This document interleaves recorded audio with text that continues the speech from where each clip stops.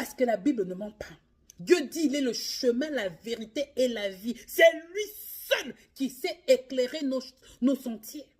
Comme la présence de Dieu est dans ta vie, c'est lui qui commence à te donner le discernement. Jésus commence à te dire, pas comme ça, ne parle pas comme ça, n'agis pas comme ça, ne fais pas comme ça. Il est en train de te guider pour se rassurer que ton cœur ne soit pas lourd. C'est pour cela qu'il faut tout le temps être humble assez de toujours rentrer dans les pieds de Dieu, de dire, Seigneur, détoxe-moi, sonde mon cœur. Est-ce que je suis toujours dans tes rails? Est-ce qu'une infection est entrée dans mon cœur? Seigneur, sors de mon cœur. C'est pour cela que nous devons, nous tous, inclus moi-même, faire attention avec l'attitude de notre cœur. Tu décides, tu te lèves comme ça, des disputes commencent à venir n'importe comment. Le diable veut te faire entrer la valise de disputes dans ton vol. Du jour au lendemain, animosité, tu ne sais même pas ça vient d'où. Valise d'animosité, là, veut entrer dans ton vol 2025. Du jour au lendemain, rancune, je ne sais pas quoi. Il va voir, il va faire, moi si je vais faire, il part à gauche, moi je vais faire. Valise de rancune. Maintenant, avec une telle lourdeur, dis-moi, créativité, là, ça va venir comment? Penser à faire des grandes choses, ça va venir comment? Pourquoi? Le diable t'a déjà attaqué avant même que tu puisses prendre ton envol. Il faut faire attention.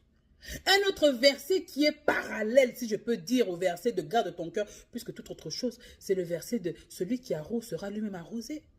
Le diable est là en train de te dire, oui, il part à gauche aussi, fait à gauche, allez toi aussi. Mais tu viens toi-même de t'arroser le mal. Parce que le mal là que toi tu vas répliquer à ton frère, toi-même tu t'es auto-prédit qu'il va arriver à un moment donné, ce mal sera arrosé sur toi-même. Il faut faire attention. Nous tous, inclus moi-même, à l'attitude de notre cœur. Un autre verset qui dit, la Bible dit, je souhaite à ce que tu prospères à tous égards, comme prospère l'état de ton âme. Le baromètre de la vraie prospérité, ce n'est pas ce que ton compte bancaire dit.